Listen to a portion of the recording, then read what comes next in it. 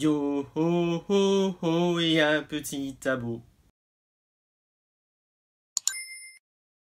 Si j'ai été assez méchant avec la première saison de cette série, je le serai beaucoup moins avec cette saison 2. Hola Moussaillon, je suis le capitaine et je te souhaite la bienvenue à bord.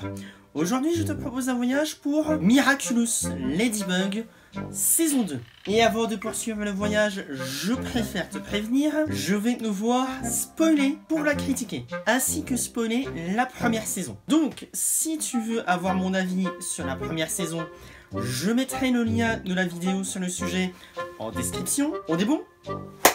Ok, alors, cette saison 2...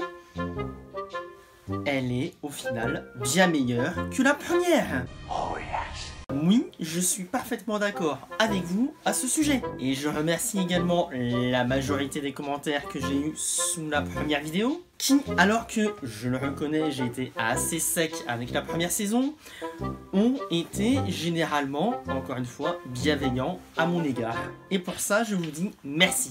Et je vous remercie également de m'avoir incité à continuer la série, malgré certains reproches que j'ai pu faire. Parce que oui, encore une fois, certes, la saison 2 a encore quelques petits défauts, mais les qualités de celle-ci compensent largement ses défauts. Et pour ça, j'ai envie de dire... pardon, Marinette. Oui, je me suis trompé. Je pensais que la saison 2 ne serait pas forcément meilleure que la première. J'ai eu tort. Elle est effectivement non seulement meilleure, et si la suite continue dans cette lancée, je serai finalement un fan de la série. Alors après, encore une fois, il y a quelques petits détails qui nous font titiller un petit peu. Il y a encore un peu trop d'éléments cartoonesques à mon goût, même s'il y en a un peu moins que dans la première saison, je le reconnais. Il y a toujours certains costumes de méchants qui me font du mal à prendre au sérieux ces derniers. Par contre, le final de cette saison...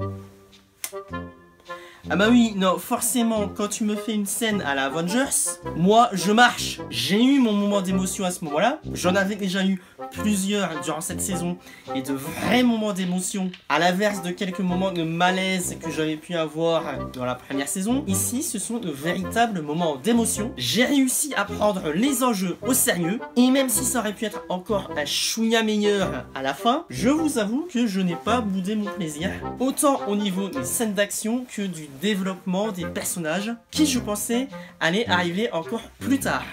Là, chapeau, la série m'a bien eu. Et j'aurais tellement aimé voir tout ça en une saison. Mais bon, je prends ce que j'ai, et c'est déjà très bien. Surtout que le fait de revoir les méchants à la fin, ça fait toujours quelque chose. Les nouvelles dynamiques de groupe sont intéressantes, certes un peu faciles, mais ici qui fonctionnent assez bien. Et franchement, je suis très curieux de voir la saison 3. Et oui, je sais, en comparaison de la première saison, j'ai mis peut-être un peu plus de temps pour voir la deuxième. Mais toujours à l'instar de la première saison, je regarde la série avec l'ami avec lequel j'ai commencé la série. Et vous n'êtes pas sans savoir que cette année... il y a eu quelques événements qui ont fait que on n'a pas vraiment pu se revoir autant que pour la première saison. Mais on croise les doigts que pour 2021, ça soit meilleur à ce niveau-là. Parce que je ne vous cache pas que quand je me suis renseigné sur la suite, en particulier un certain Miraculous World, et en voyant sa bande-annonce, j'ai eu mon frisson. Enfin, j'y ai vu un potentiel véritablement héroïque dans la bande-annonce. Alors oui, la série l'a eu déjà à la fin de la saison 2 encore une fois. Et la première saison, avec le recul, a eu quelques moments grandioses aussi. Mais j'ai vraiment hâte de voir où ça va nous mener. Surtout encore une fois quand on voit le développement des personnages. J'ai toujours du mal avec le costume du papillon. Ça non, désolé, j'y arrive pas. Même si j'avoue que sa forme au-dessus... et un peu plus classe, ok. Et je comprends enfin pourquoi il n'a pas fait ça avant. Enfin, je comprends...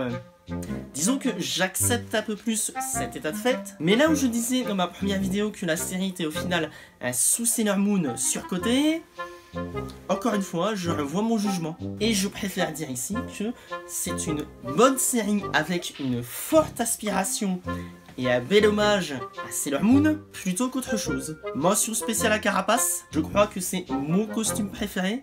Je sais pas pourquoi. Et il y a certains personnages que j'apprécie un peu plus. Un peu, hein.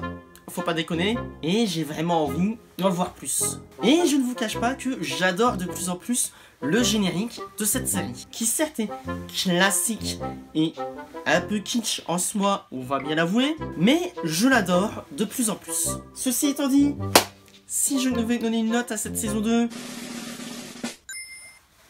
voilà, parfaitement. Mais encore une fois, ceci n'est que mon avis personnel. Je n'ai pas la prétention d'avoir les goûts ultimes, et vous avez parfaitement le droit d'avoir un avis différent sur le sujet. Et je vous invite à en débattre dans les commentaires. N'hésitez pas également à me conseiller d'autres séries ou des films que je regarderai avec plaisir. Bref, c'était le Capitaine qui vous parlait de Sakamine et qui vous dit à bientôt pour une nouvelle traversée.